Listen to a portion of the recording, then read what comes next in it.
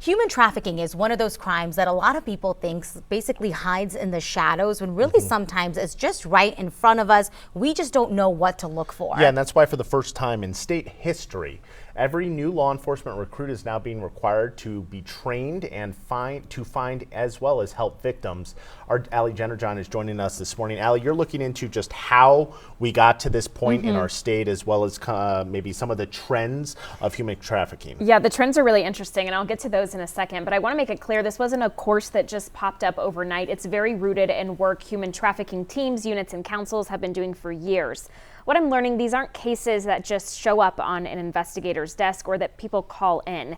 Denver's Assistant District Attorney Laura Mullen calls it a crime in plain sight that's very easily missed. Mullen says officers may respond to a call, and unless they know what to look for and what questions to ask, they may never know it's a bigger case like sex or human trafficking. That's where this new training comes in. She says these cases take a long time to develop and investigate. So just one example, before Denver created a human trafficking unit in 2017, she says they had no cases. Now, since then, they've filed more than 150, and right now they're actively working on 45 cases. Now, notice I'm using the word cases. That does not mean arrests, because each of these cases can involve a number of people, maybe 10, maybe 50, maybe hundreds. And this training also teaches officers how to help make a victim feel safe enough to share information.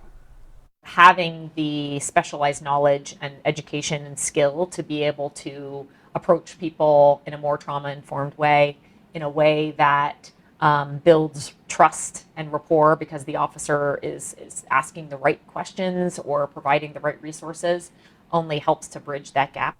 Now, Mullen also shared with me Colorado is probably, quote, leagues ahead of many parts of the country when it comes to this training. She herself has traveled across the U.S. to train and collaborate with law enforcement and says she still hears people say, quote, this doesn't happen in our city. We know now that that's not true. And Anusha, I just want to talk to you about this too, because I know that you've covered cases like this. You've been following trends in human trafficking, but you've talked specifically with Colorado State Police. Yeah, too. I did. And I think it's really interesting that getting to this point where it's a requirement has been years in the making. Yeah. I mean, I've just been looking back at some of the reports over the years. You're right. State patrols started to see an increase in the number of victims they came in contact with when they simply just knew what to look for, right? Like you were saying, it just kind of was happening in front of them.